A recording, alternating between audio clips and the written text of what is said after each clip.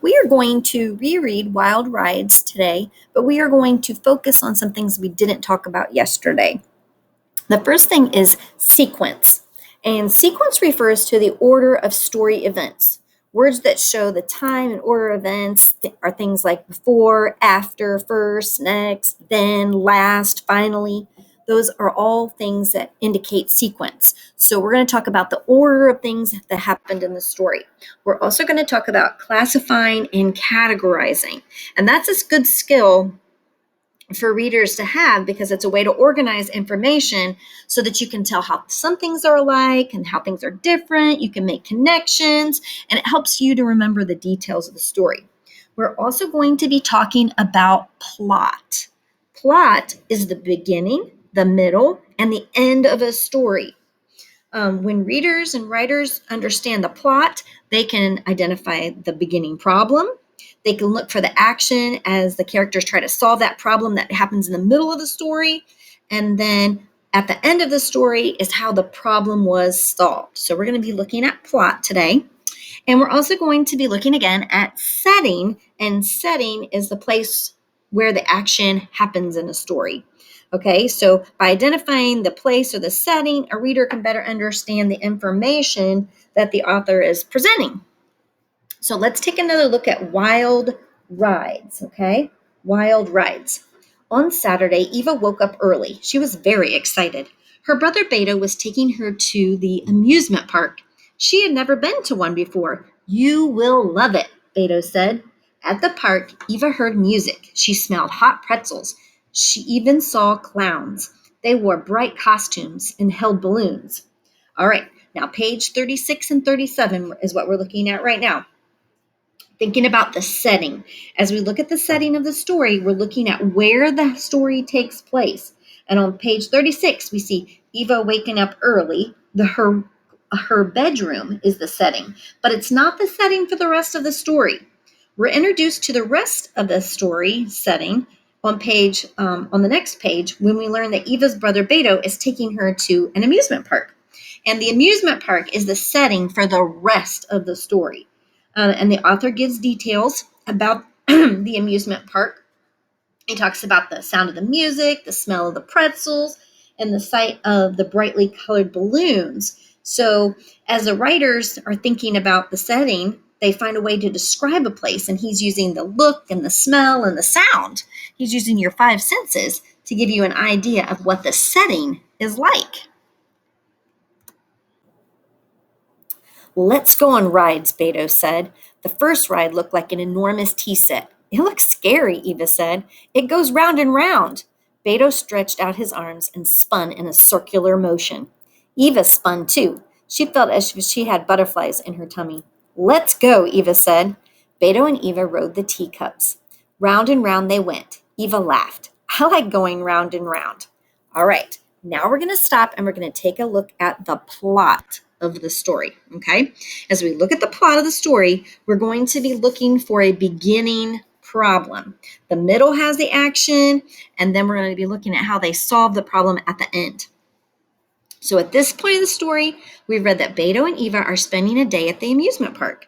The beginning problem is introduced right here, and Beto suggests a ride, but Eva seems a little scared to go on it. And as we read on, we're going to see how the characters try to solve that problem. The next ride looked like a giant ship. Do you want to ride? Beto asked. It's too scary, Eva said. Do you like to ride swings? Beto asked, and Eva nodded. It's just like that. It goes back and forth. Beto and Eva rode the giant ship. Back and forth they went. Back and forth is great, Eva yelled. All right, so now let's talk about some classifying and some categorizing, okay? Remember, good readers, as they read, look for ways information can be grouped together, like in similar ways. Readers classify and categorize information into groups, so that helps them understand the details in the story better. As we look at the details in this story, we can classify and categorize the spinning teacups and the giant ship into a group called amusement park rides. As we read more in the story, we can classify and categorize more details about amusement park rides. Next, they came to the roller coaster. A train of bright green cars raced along the track. This is my favorite ride, Beto clapped his hands. It moves too many ways, Eva said. I'm scared. Look at the track, Beto said. See how it zigzags like the letter Z? I think it is fun to ride. All right, some more classifying and categorizing now.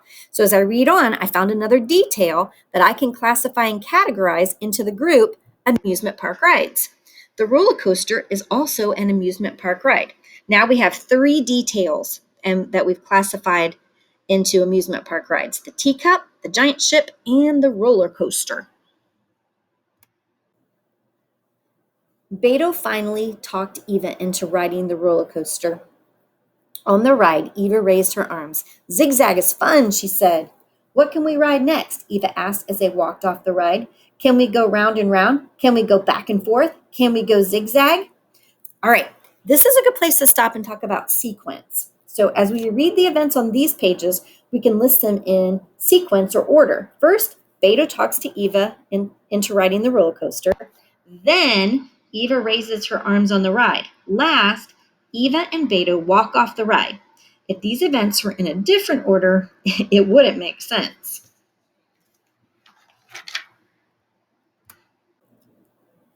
But something was wrong with Beto. His face was pale. What's the matter, Beto? Eva asked. That last ride had too much zigzag. Eva smiled. Okay, Beto, we can rest for a while. This is a good time to stop and talk about plot. As we look at the plot of the story, we look for the beginning problem, the middle action, and then how they solved it in the end.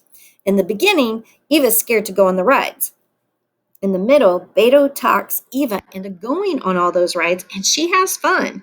Here at the end of the story, we realize that Eva wants to ride more, but Beto needs a rest from the rides.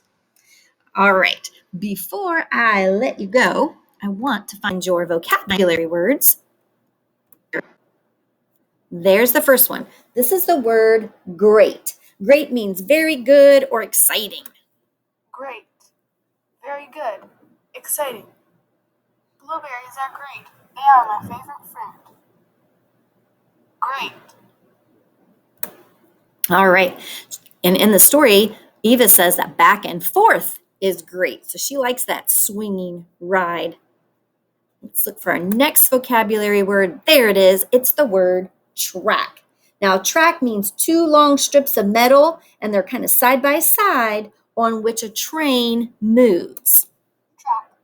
Two long strips of metal set side by side on which a train moves. The train moves down the track.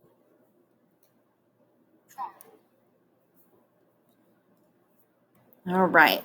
So in this story, we're not talking about that kind of a train. We're talking about the train cars on a roller coaster. And it says a train of bright green cars raced along the track. And there's that track. All right. Last vocabulary word is the word matter.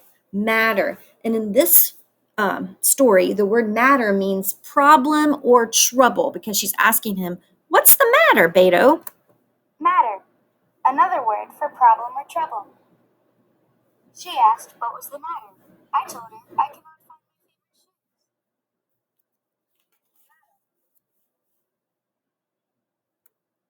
All right. So matter in the story, she's asking Beto, what's the matter? She's asking him, what's the problem? Or, what's wrong? So, all right. Good job listening today. Tomorrow we will review all of these vocabulary words and the ones from the beginning of the week before you take your test.